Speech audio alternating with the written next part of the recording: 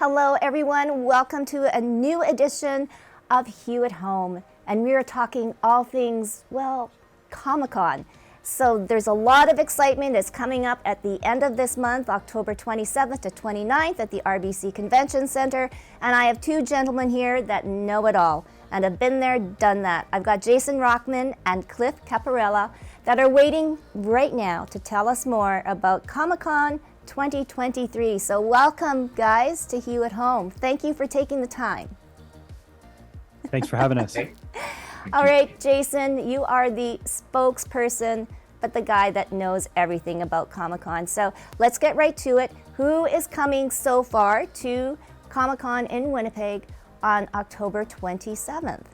Well, first off, I'm the spokesperson, but I'm not the guy who knows everything. That guy knows everything. Cliff, Okay. wherever he is on the screen, but he just tells me what to do, and then I go and I say it. But listen, our lineup this year is crazy. We've got more stuff coming. It's funny because everyone will approach you and say, okay, Comic-Con. What's Comic-Con? What's it about? Why should I come to Comic-Con? And I always tell people it's a celebration of pop culture. And every year, the programming department just knock me off my feet with what they're able to come up with. And this year's no exception. I mean, we've got. It's funny because I know certain things. And I can't really say certain things, but I want to say certain things. But we've announced a bunch of guests, but we have not. Would it be safe, Cliff, to say that we haven't touched the tip of the iceberg, or we haven't we're? For some people, for sure.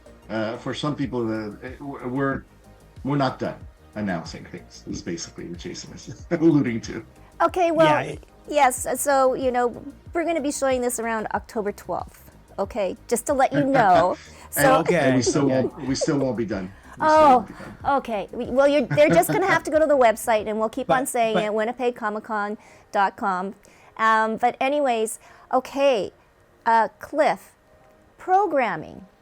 Yes, you bring in the guests, but there's so much more than that, right, at this convention? Yes. I mean, obviously the guests are there to sign autographs, to take pictures with the fans, but they also give on-stage talk, if you will. So they go up on the stage and they talk about how it is to work in the industry. Now this year, because of the strike, if it's still going on by October 27th, they will have to reframe how they answer those questions. But that's what fans want to know. They ask them, how is it working in those industries, working with certain people, and what influences them to move forward.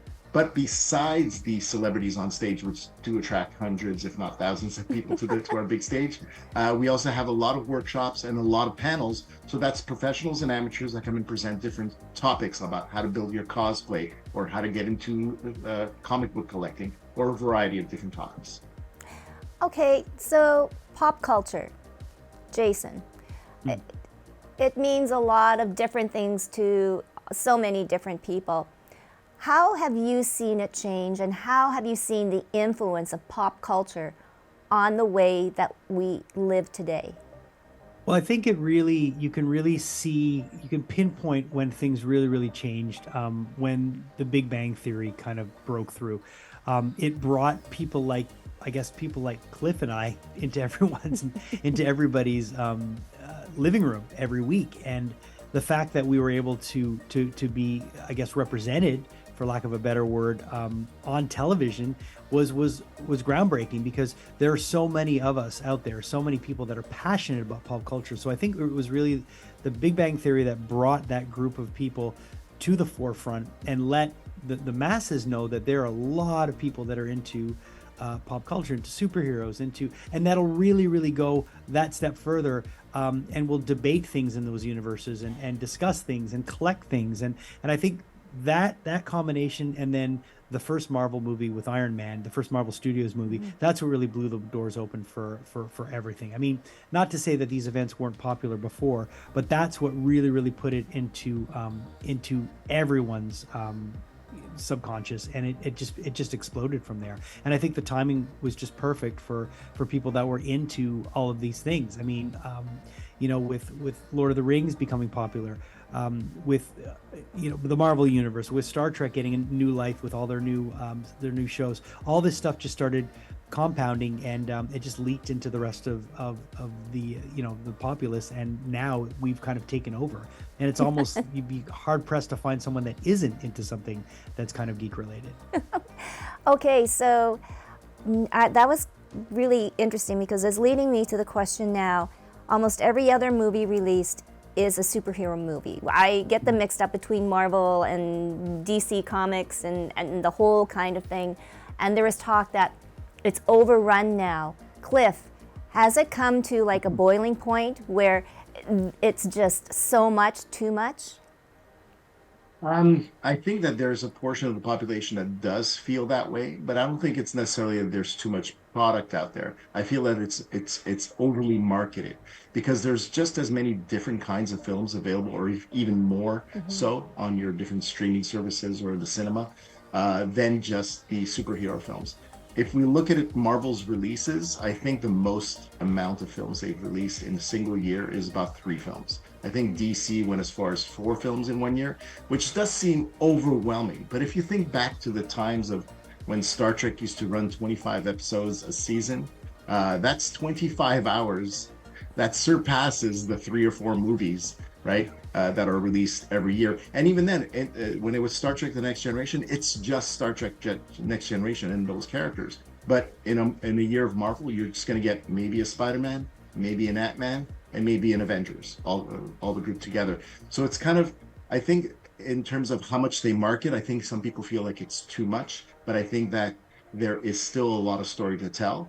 But they are still listening to those people that say it's too much and kind of pulling back a little bit. So I think it's a little healthy to still listen to those people. Yes, no doubt. Jason, have you seen the crowd change?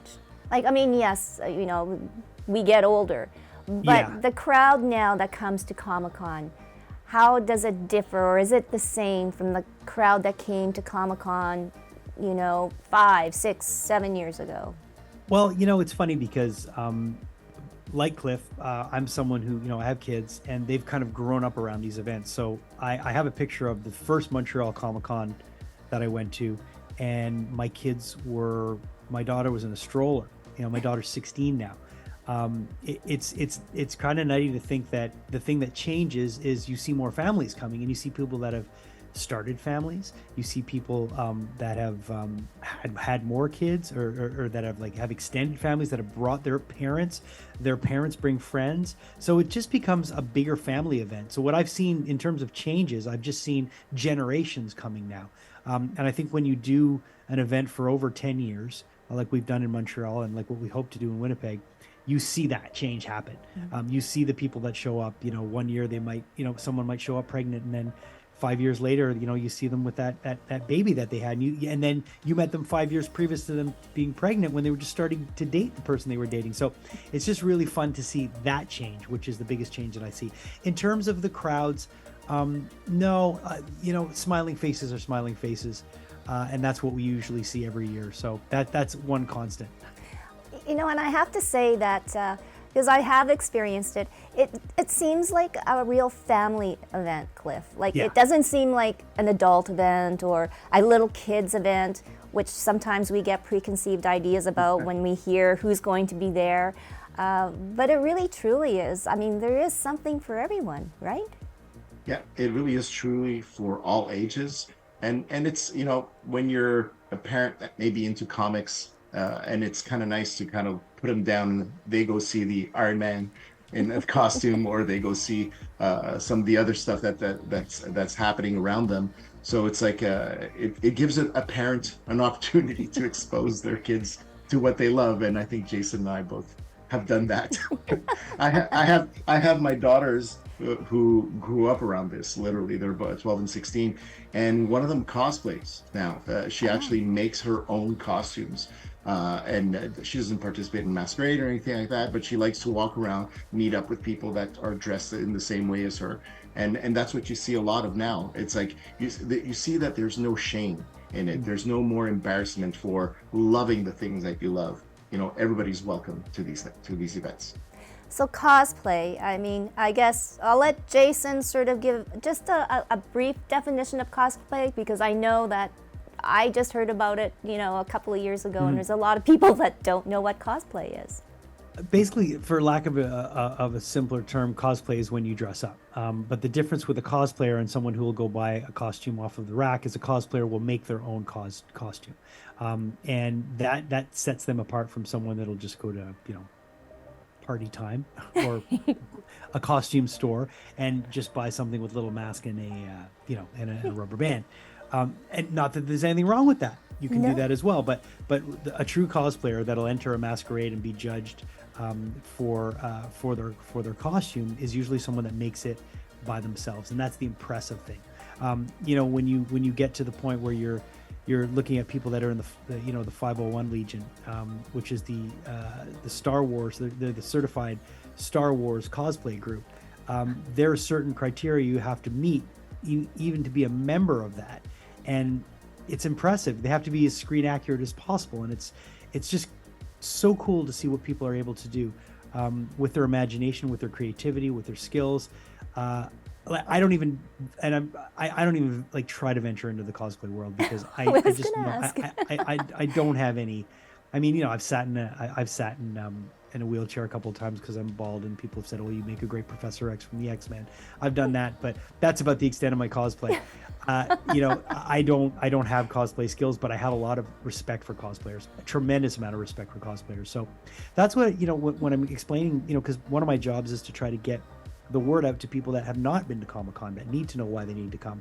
And that's one of the things I tell them, when you see the cosplayers and you see the amount of love and the work that goes into putting your costume together. And we've seen over the years, some stuff that's just blown us away. I mean, so impressive. It's the thing that keeps a lot of people coming back. They just want to take pictures. They want to just people watch. It's just a fun environment to be in. But cosplay is very, very impressive, and the level of cosplay. We have some friends of ours, the Estrada sisters, that are three sisters from Montreal that cosplay, and they're some of the best cosplayers that I've ever seen, and they just embody the characters. Not only do they make their costumes and dress up, but then they embody these characters when they're taking photos and when they're walking around, like they look like them. And I don't know about you, Cliff, but every once in a while they'll pull one off, and I'm like, is that Carmen? Yeah, that's it. Carmen, I remember she was wearing a costume from the Fantastic Beasts. I forget the character's name from the Harry Potter world, and basically she is a woman, and she dressed up as a man, and you couldn't. She looked like the character. You're like, is that the guy? But you're like, it's too short to be the guy.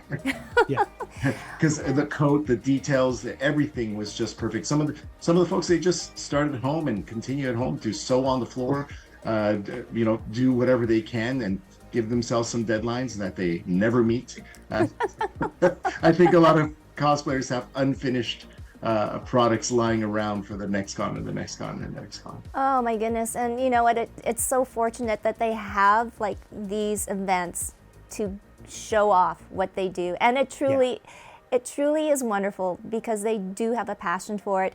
I want to go to Cliff and talk a little bit about collectibles, and also too, Cliff, because you have artists there too, the graphic artists and everything there too as well. Collectibles. How many pieces do you have? For the toys, I've lost count a long time ago, but I do rotations. I have over 1,000 figures in this room alone. I think, and my wife notices if I move a statue into a different room. She's like, I noticed that you have that Wolverine statue there. It's like, please move it back. I have a lot of collectibles. I'm trying to cut down quite a bit, trying to get rid of some and make it a little bit more focused. I have, as you can see, I don't know if you can see here, but that's a lot of Darth Vaders. I like the weird ones, the odd Darth Vaders. That's it could be a kid's. Oh, I dropped it. It's okay. It could be a kid's toy, and it's okay. Nobody's gonna cry. I'm crying later. But it could be the oddest oddities. I prefer. I'm not a collector out there to eventually get money out of it. I do it because of the passion, because I love seeing these figures. It is a lot of nostalgia. I mean, if you look at the key parts of my collection, it's going to be Transformers, Star Wars, He-Man, and but I do have a couple of like weird designer toys that Jason and I think that's where our collections have something in common, where we have like designer toys. Those are the more expensive ones, but we can't afford them all. And then there's the artists, right? So I like to buy the occasional sketch piece from an artist, or a print if I can't afford this full sketch. But I do have, again, thousands of comics. I'm sure Jason can say that as well. And that's hard to stop. The comics are hard to stop, because once you start a story when you're 15 years old and that story's still going on, you're like, the characters that you love, you want to see how they end, and you will never see them how they end. Really? And so are comic books still the rage? Are they still as popular as they were in yesteryear? I think that they reached a certain height, if you will, in the 90s. I think that was like some of the biggest numbers they've ever had. But I think that there is a lot more variety in the comics available today than there ever was. But the community is spread across the different genres, because it's not just superhero comics. There's detective comics, not just the Batman one. There's a whole bunch of romance comics out there. There's adventure, sci-fi, a lot of things that you've never seen on the screen that lie out there. A lot of independent comic books. But the heyday was really in the 90s. But it's still alive, and a lot of these folks, they find their voices in the comics.